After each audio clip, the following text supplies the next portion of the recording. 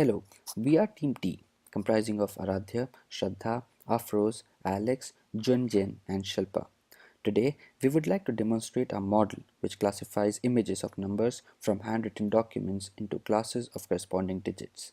For every organization, manual data entry is a slow and tedious process full of room for error. It is also expensive to store huge volumes of data. Hence, firms need to digitize the information to make it easy to maintain and access it whenever required. Our model aims to add value to firms by giving people direct access to information faster and more accurately. The data assigned to us was split into two portions, the training and the testing data. We combine these two data sets to give our models access to more data and thus improve their accuracy. We used k-fold cross-validation to get out of sample predictions and ensure that our model was generalizable. We had been assigned the task to build a model to classify these images into the respective classes from 0 through 9 so that it could be stored and utilized by our client. Exploratory analysis revealed that there were many features overlap between classes 9, 4, and 7. This overlap indicated chances of misclassification between such classes. For our classifiers, we tried Gaussian knife-based, support vector machines, and k-nearest neighbors. We tried Gaussian knife-based because it requires very less training data to converge compared to other models, so the computation cost was low. The next model we tried was KNN. What motivated us was that the variance between classes was high, but within individual classes was low. Since we had only 9,298 records, the computation cost that comes with KNN was negligible. SVM is a black box and offers little insight into the causes of our predictions. However, this being an image classification project, we didn't really have a lot of understanding of our model, and the key contributor to the classification was fairly justifiable. So we decided to try SVM as well. We tuned the classifiers with different kernels and classification types to estimate the best performance using the raw as well as transformed features. The model that performed the best was the SVM model with new classification algorithm and radial kernel with an accuracy of 97.97%. The models were evaluated on the basis of accuracy and the confusion matrix.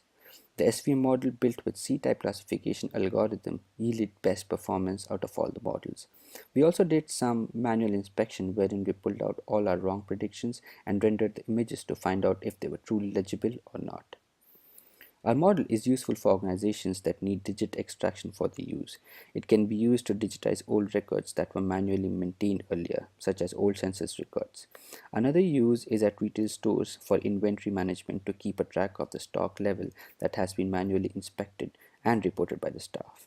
It can also be used to detect text handwritten by users into tablets or other touchscreen equipments. Misclassified digits can be corrected by the user as the output is visible to them simultaneously. However, areas where the cost of misclassification is very high because of the crucial nature of the information entered, the errors produced by this model could have serious implications.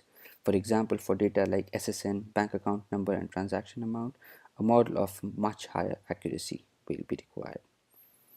We are aware that misclassification error can prove extremely costly for the firm, and noise in the data only ensures it. So we would strongly like to recommend that the forms allow and follow a standard layout such as enough space to enter data, ink color, and image capture area to ensure accurate classification. The captured images should be high quality. Also, users should be discouraged from making corrections or striking off numbers.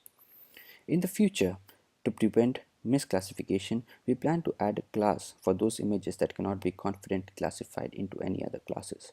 For such images, the classifier will assign them to a new class called anomalous. These images will have to be recaptured or manually verified. This can happen especially in case of illegible, invalid, or extremely low quality images. For example, partially captured images, those with lines and non-numeric characters, will be classified into this category. We will also explore various image processing functions such as a fuse lasso to enhance our data set before training. That was all from Team T. Thank you for listening to us.